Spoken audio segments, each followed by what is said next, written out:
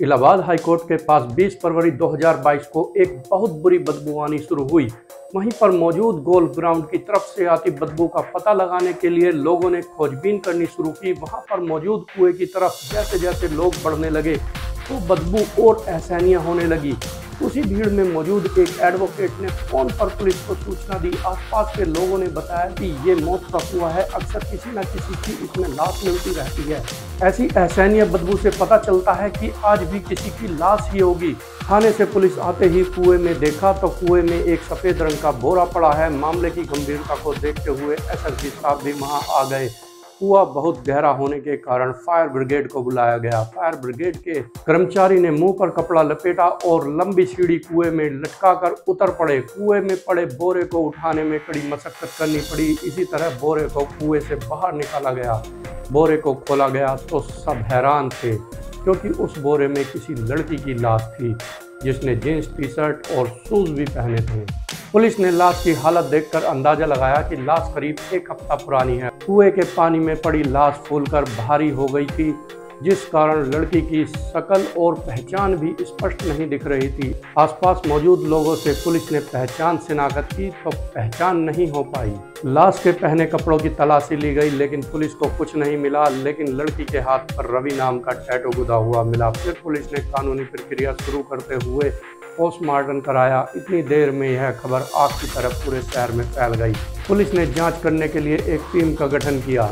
अगले दिन न्यूज़पेपर में सारी बातें छपी और पुलिस ने भी कहा था कि अगर कोई इस लड़की को पहचानता है तो वो हमारी मदद करे। इलाहाबाद के थाना शिवकुटी क्षेत्र में रहने वाले जब राजेंद्र प्रसाद ने यह खबर पढ़ी कि गोल्फ ग्राउंड के कुएं में एक लाश बरामद हुई है जिसके हाथ पर रवि नाम का टैटू गुदा हुआ है, तो राजेंद्र प्रसाद ने पहचान करने के लिए लाश देखनी चाहिए। तो लाश की शक्ल देखते ही वह रोने लगे।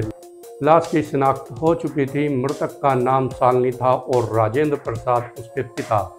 घर वाले ये सब जानकर हैरान थे और परेशान थे, क्योंकि शालिनी गुरुग्राम में नौकरी कर रही थी। शालिनी परिवार वालों की लाडली थी। शालिनी की मौत को देखकर परिवार वालों का बुरा हाल हो गया था।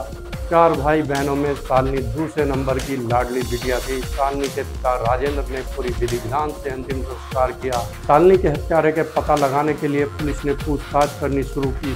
शालिनी यहाँ कैसे आई? गुरुग्राम में कब से नौकरी कर रही थी? शालिनी के हाथ पर रवि के नाम वाला टैटू वाला व्यक्ति कौन था? पुलिस को ऐसे हजारों सवालों के जवाब की जरूरत थी। पूछताछ के दौरान शालिनी के पिता ने बताया कि रवि शालिनी का दोस्त है, हमारे घर भी आना जाना था। शालिनी के पिता ने यह भी बताया कि शालिनी एक राष्ट्रीय स्तर की फुटबॉल प्लेयर भी थी।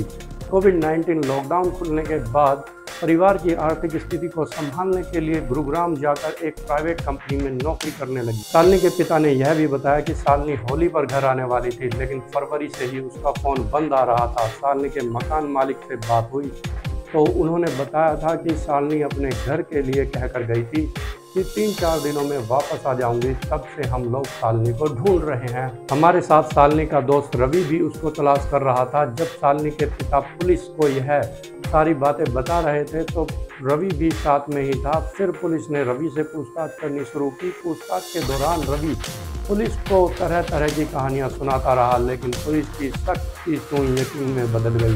पुलिस की सख्ती के आगे सब सच सच बताना शुरू कर दिया तो मौजूद सब लोग चौंक गए। जो इतने दिनों से शालिनी को ढूंढने का नाटक कर रहा था, असली हत्यारा शालिनी का दोस्त रवि ही था।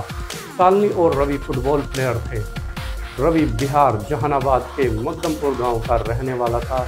रवि के पिता की रेलवे में नौकरी होने के कारण इलाहाबाद में एक क्वार्टर में रहते थे। शालिनी की मौत से करीब 7-8 साल पहले रवि की मुलाकात हुई थी। दोनों के परिवार वाले भी शालिनी और रवि को भली भांति जानने लगे थे।